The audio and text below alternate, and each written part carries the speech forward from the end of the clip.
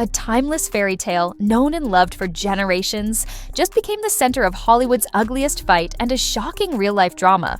What started as a simple remake turned into a box office catastrophe, fueled by controversy, political clashes, and whispers of behind-the-scenes tension. This isn't the Snow White story you grew up with. This is the untold truth of how magic failed and a classic became a battleground. The numbers don't lie, and for Disney's latest attempt to bring Snow White back to the big screen, they told a brutal story of failure. Despite a massive budget, the film crashed and burned spectacularly at the box office. We're talking historically bad. Its opening weekend barely scraped together $43 million, a figure that quickly evaporated as the second week saw earnings plummet by nearly 70%. The theaters emptied out almost overnight. After just 2 weeks, the worldwide total was a humiliating $120 million, catastrophically low for a production of this scale. This wasn't just a miss, it was a legendary flop that sent shockwaves through Hollywood, leaving everyone asking, how did Disney, the studio that is magic, get it so wrong?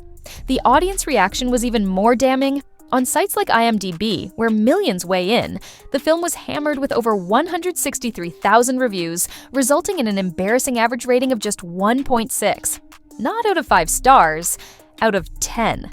This wasn't just disappointment, it was outright rejection on a massive scale, signaling that something went fundamentally, shockingly wrong beyond just the box office numbers. But the disaster at the box office and the brutal audience scores were only the beginning of the story. At the heart of the storm was the casting of Rachel Zegler as Snow White, a decision that ignited controversy from the moment it was announced. While celebrated for her role in West Side Story, critics and fans quickly pointed out the perceived disconnect between Zegler and the iconic character. This wasn't just about appearance, it was about the essence of Snow White. The character is literally described as the fairest one of all, so striking that even a supermodel like Gal Gadot's evil queen is driven to insane jealousy. Audiences were expected to suspend belief entirely to accept this premise, and for many, it was a bridge too far. But the real firestorm erupted over Zegler's own public comments leading up to the film. Instead of embracing the classic tale with warmth, she made remarks that many found dismissive and even critical of the original story's themes.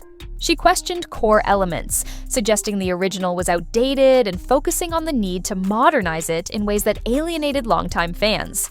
These comments, widely shared online, fueled accusations that she didn't respect the source material, turning potential excitement into widespread backlash before the movie even hit theaters.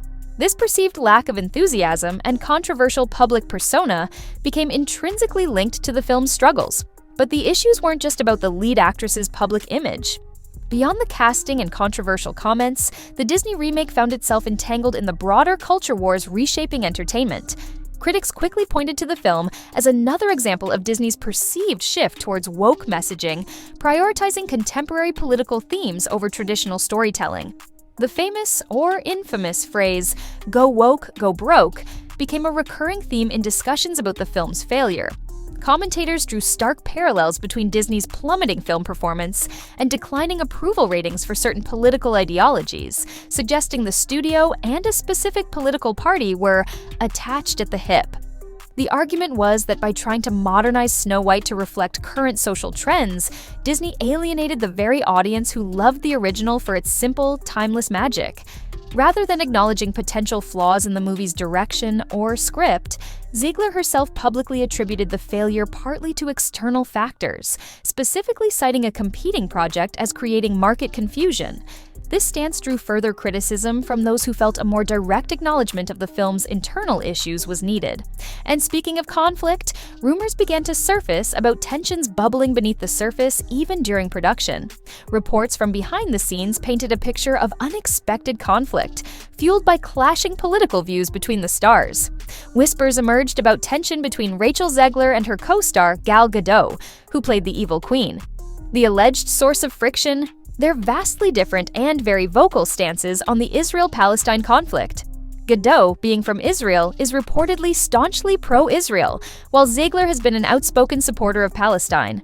Hollywood, often seen as a liberal stronghold, suddenly had its stars caught in a deeply sensitive international debate. Into this chaotic scene stepped a surprising competitor.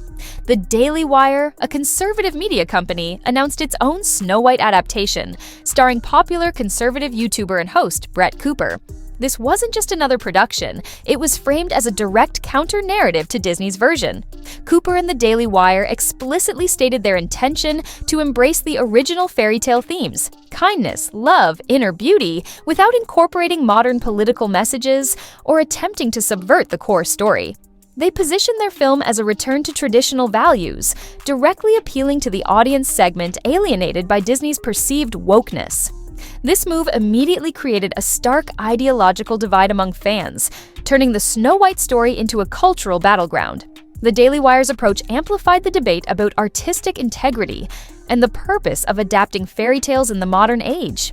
It raised the stakes, making the Disney film's failure not just a commercial misstep, but a symbolic loss in a larger cultural conflict. This competition highlighted the fundamental disagreement over what respect for a classic story truly entails. The existence of these two competing, ideologically opposed versions of Snow White crystallized a broader cultural debate. How should classic stories be adapted for contemporary audiences? Zegler and her supporters argued that fairy tales need to evolve, reflecting modern values and challenging outdated tropes. They saw questioning elements of the original Snow White as part of a necessary cultural conversation. Cooper and her fans countered that the enduring magic of these stories lies precisely in their timeless qualities and universal themes. They argued that excessive modernization risks losing the very elements that made them special, and pointed to Disney's box office failure as proof that audiences prefer entertainment and core values over political messaging. The harshest criticisms of the Disney version often centered on its perceived inconsistency, trying to capitalize on nostalgia while simultaneously subverting core elements, an attempt to satisfy everyone that may have ultimately satisfied no one. This clash represents a microcosm of larger tensions in the entertainment industry, trying to balance creative freedom and appearing progressive with the need for broad commercial appeal.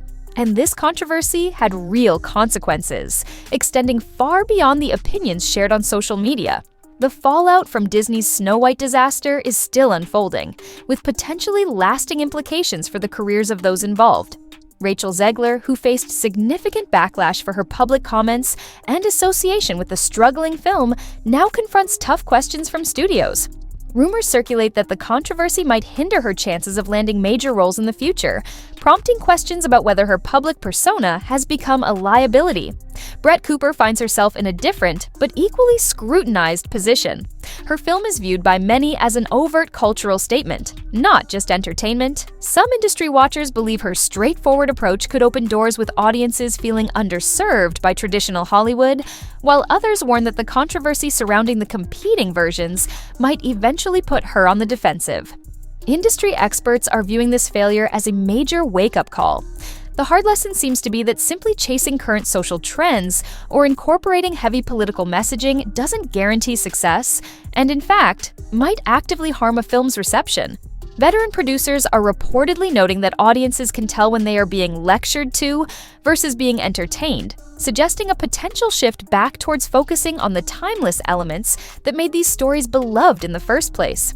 The battle for the Snow White legacy shows no signs of abating, even as the theatrical run ends. So, what does the future hold for fairy tale adaptations? What started as just another remake has transformed into a referendum on audience expectations, casting decisions, and the delicate balance between updating classics and respecting their original spirit. The debate continues to rage online and behind closed doors in Hollywood. The timing of these competing versions couldn't have been more polarized, turning Snow White into an unintentional symbol in larger cultural battles about representation, traditional values, and the very purpose of entertainment. Industry power dynamics are shifting, with alternative companies like the Daily Wire challenging the traditional studio's control over how these stories are told. Disney's stock price has reportedly been affected, with some analysts linking it to divisive content choices. For younger audiences, classic stories are no longer simple shared cultural touchstones, but openly contested territory, a situation many parents find unsettled.